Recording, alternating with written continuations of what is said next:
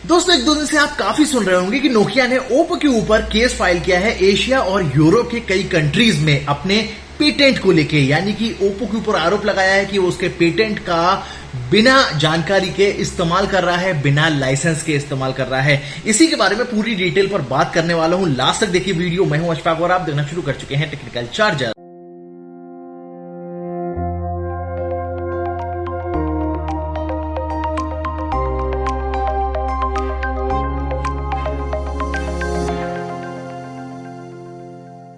तो जैसा कि आपको पता है, नोकिया ने ओप्पो के ऊपर केस फाइल किया है एशिया और यूरोप के कई कंट्रीज में अपने पेटेंट का बिना लाइसेंस के इस्तेमाल करने को लेकर। इसमें एशियन मार्केट में सबसे बड़ा इंडिया का नाम है। उसके अलावा यूरोपियन मार्केट में फ्रांस, जर्मनी और यूके का नाम शामिल है। बाकी छोटी छोटी मार्केट्स भी इसमें शामिल की गई हैं। अब इस का आधार केस का क्या बनता है? दरअसल नोकिया ने ओप्पो पे आरोप लगाया है कि वो उसके लाइसेंस बिना लिए उसके पेटेंट का अभी भी इस्तेमाल जारी रखे हुए है। अब जारी रखे हुए है, इसका मतलब क्या बनता है वो आपको समझाता हूं।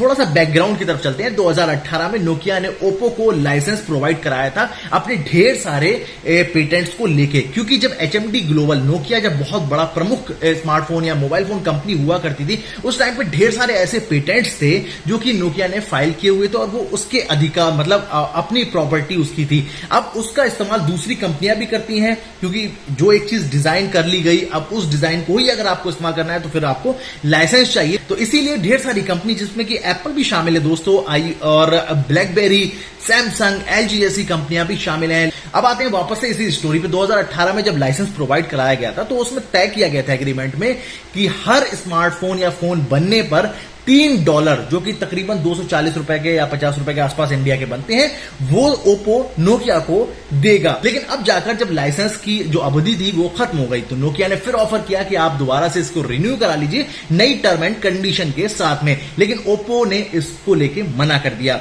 लेकिन जब मना कर दिया तो कोई बात नहीं है, पुराना जो एग्रीमेंट था वो हो गया खत्म। तो नोकिया ने सोचा कि अब जब पेटेंट का कोई भी लाइसेंस नहीं लिया तो ओप्पो अब इसका इस्तेमाल नहीं करेगा। लेकिन ओप्पो ने क्या किया कि लाइसेंस को रिन्यू किए बिना दोबारा से उसको फिर वो सारे पेटेंट पर आधारित जितने फोन थे वो उनको बनाना, उन पर काम करना जारी रखा। नोकिया ने इस पर आपत्ति भी जताई उसके मुताबिक, लेकिन ओप्पो ने उस पर कोई भी ध्यान नहीं दिया। फाइनली नोकिया ने उन सभी बातों का आधार बनाते हुए केस फाइल कर दिया है ओप्पो के ऊपर। अब देखते हैं कि आने वाले दिनों में कोर्ट्स की तरफ से क्या फैसला दिया जाता है नोकिया के हक में। अब आपको इन सारी बातों के बाद बता देते हैं कि आखिर ये पेटेंट किस तरह के पेटेंट हैं। ये है एसईपी और नॉन एसईपी। अब आप सोच रहे होंगे कि ये टर्म आखिर क्या होते हैं। तो ये पेटेंट्स के दो प्रकार होते हैं अलग अलग, जिसमें कि स्टैंडर्ड एसेंशियल पेटेंट कहा जाता है और नॉन स्टैंडर्ड एसेंशियल पेटेंट।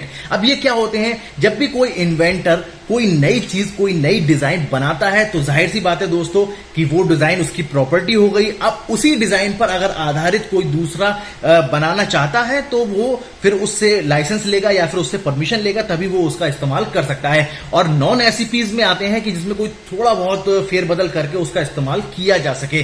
तो ये दोनों तरह के जो लाइसेंस थे पेटेंट्स के, वो नोकिया ने ओप्पो को प्रोवाइड कराए हुए थे कि आप थोड़ा बहुत फेरबदल भी कर सकते हैं, और कुछ ऐसे भी पेटेंट्स हैं जिनमें आप कोई अपनी तरफ से चेंजेस मनमाना नहीं कर सकते। अब आपको समझा देता हूं कि ये तमाम पेटेंट किन किन चीजों से जुड़े हुए थे। इसमें कनेक्टिविटी फीचर 4G का स्पेशली शामिल है।